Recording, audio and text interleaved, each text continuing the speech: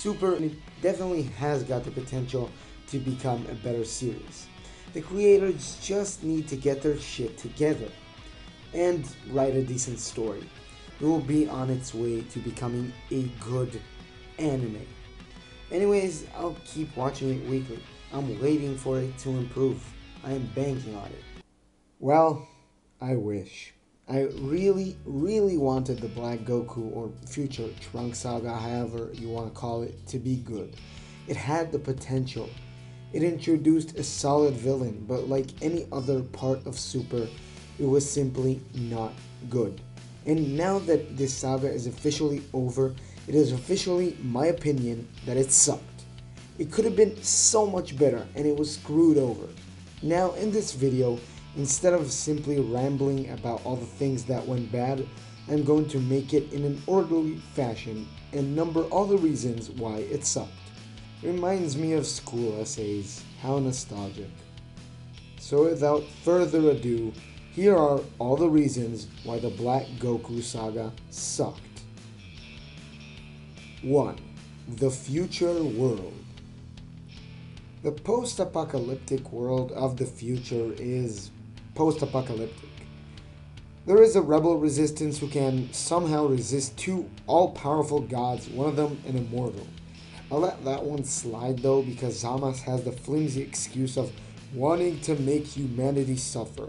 Well, if his way of making humanity suffer is leaving only hundreds of people alive and messing with them occasionally, then he is the dumbest god in history. But again, I'll let this one slide. The rebels consist mostly of useless backdrop people, some useless backdrop males with guns, bearded Yajirobe who does nothing important by the way, and Mai. Remember that crook that was in the peel-off gang in Dragon Ball? Remember that for no reason at all, Shu, the dog, if you didn't know, and you shouldn't by the way, and Pilaf resurfaced on Dragon Ball Super as children for no reason? Okay, so she is the rebellion's leader. Bye. Why? I just can't see why a grown-up woman, a stupid, unsuccessful, grown-up woman who ganged up on a little boy and still lost to him gets this unexplainable personality change surgery. Maybe the creators of Super assumed I'll forget about her like the entire cast of characters who forgot the Pilaf gang existed. Whew, that was a load off my chest. And we're not done with characters, oh no. We also get cameos from Android 8. Remember him? Apparently Super wants to shit on him as well. And an unnamed duo of brother and sister who are important for the plot for some reason. So this underground army has the firepower of firepower, literally, guns. It's all they're good for, which is of course not good for getting rid of gods. So why am I so pissed at this stupid, insignificant fail army? Because it gets so much screen time. So much screen time. Those meaningless, pitiful, weak, insignificant, stupid people are literally filler. And yet the series shoves them in my face and somehow tries to make them seem relevant at the end of the saga, which I will touch upon later. An example to the absurdity of what I described comes from the fact that Zamasu and Black have a hideout. Why the fuck do they need a hideout? Who are they hiding from? Flimsy humans with pitchforks and guns? Even if you choose to call it a base, it doesn't matter. They destroyed almost everything. They can live wherever they want. Anyways, in the same scene they reach their hideout. God damn it, I can't do this anymore. Anyways, in the same scene they reach their hideout, Mai is there with some rebels with a special bullet designed to defeat Zamasu and Black. What? How? I'm not going to say it again because it pisses me off. This rebellion is an asshole of a way to make the series longer. It is stupid, unnecessary filler, and a lazy way for the writers to make the series some more cash. Number 2. Time travel. After covering the latter problem, let's cover another problem the writers created. This time, not for money, just sheer laziness and stupidity. Time travel is a complicated thing, and I think that Toriyama did a solid job on his first stint with it in the Future Trunks saga. Not this one, the Cell Saga one. Although it was not perfect and he did create 3 timelines. This time though, characters go back and forth in time so many times I already lost count. And to think in Z, Trunks went 1 time back in time and things changed drastically. Here, Goku and friends travel like it's nothing more than a bike ride. In Super, there should have been created at least 7 new timelines, but nah, who cares? Let's just run back to the past to get some senzu beans. We'll beat Black tomorrow. Wait, tomorrow. But it makes no sense. Time progressing in the present shouldn't have any effect if I am going to a certain time in the future.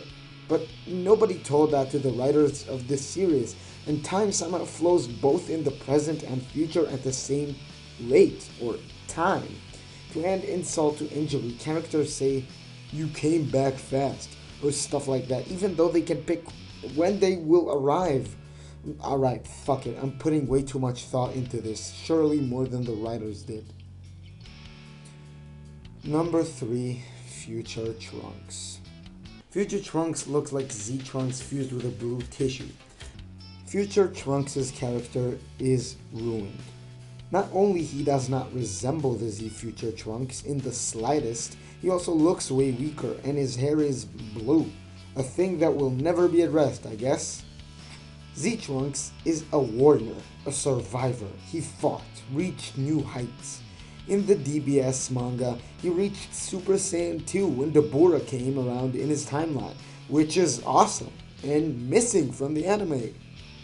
Future Trunks in Super is just such a wimp, like a tissue, and his bullshit power-up only helps prove my point. There is nothing in his character that credits him to get more powerful. Walking the Super Saiyan 2 route would have been better. Let's compare the drives of the main characters. Goku, the will to be the very best, like no one ever was, to break boundaries, soar to new heights. Vegeta, pride, competitiveness, the will to beat Goku. And Future Trunks, to protect others. Seems innocent, but then you realize this isn't Luffy and this actually is the power of friendship in disguise. The worst reason to give someone a power-up. Simply unforgivable, lazy writing in its finest. Number 4, the ending. The ending splits into a few smaller parts. 4.1, Potara Fusion. It pissed me off that the mystery of why Goku and Vegeta reverted back to themselves in the Buu Saga after being fused was solved as a remark. Why not? Let's have Goa say that non-gods fusion only lasts an hour. The saga is just so blatantly stupid and disappointing. 4.2, Vegito. Don't get me wrong, I love Vegito. It's just that he's got literally less than 10 minutes of screen time. 8 minutes and 30 seconds to be exact. From the moment of the fusion till the moment of the separation. And of course, much of that time was not focused on him, so why even bother? Why use such a beloved and hyped character in such a stupid manner? The key word is usage, and it was insulting to use Vegito in that kind of way. 4.3, Trunks power-up bullshit and friends. Coming back to this point, after insulting the Potara fusion, insulting Vegito, and not even letting him finish the job, Trunks goes full Natsu and pulls another power-up bullshit. First, he returns to his mock SSJ blue form, then enters the friends bullshit. The 2 kids I mentioned earlier, those filler distraction who shouldn't even have been drawn from the beginning, blabber about believing in Trunks and so on. mind you, when Vegito still fought. And the power of friendship gives Trunks a key sword extension. Yay. But that's not all. Trunks will defeat Zamasu with the power of the Spirit Sword, a spirit bomb that forms his extended sword. All the life forms will give him their power, and oh wait, there is barely any life on Earth. Only hundreds to thousands of people alive. Earth is destroyed. Goku's and Vegeta's energies amount to nothing since they just diffused. Yes, I call bullshit. Let's just refresh our memories and remember what kind of energy was required for the spirit bomb that killed Kid Buu, who is weaker than Ultimate Gohan and Vegito. Hint, it took a lot more. 4.4, Zeno and more. And that's not even all. After making no sense with the spirit bomb, Zamasu decides to just not die and try to take over the universe somehow. Then Goku remembers he has his plot device button, calls Zeno of this world, and all is good. Now there are two Zenos and they can play with each other. And also two future Trunkses and two future Mai's, because the writers couldn't even ignore their own basic mistakes. This saga was a colossal disappointment for me. People are already starting to hope that Gohan is going to be back in the business. They claim that he trained with Piccolo this entire saga, but I think that even if they will try to fix Gohan's character, it's still not going to be the savior of the series. The problem is much more deep-rooted. The plot is bad. It simply isn't good. The Black Goku saga is a perfect example of this clusterfuck. The writers have to take the series more seriously, because what they are doing right now is simply relying on the source material alone, the recognizable names, and using them in the series like hollow shells. Anyways, these are my thoughts. If you like this video, please click on the like button. If you have something to add or say, you are welcome to do it in the comment section. And if you want to see more content from my channel, please consider subscribing. Thanks for watching and see you next time.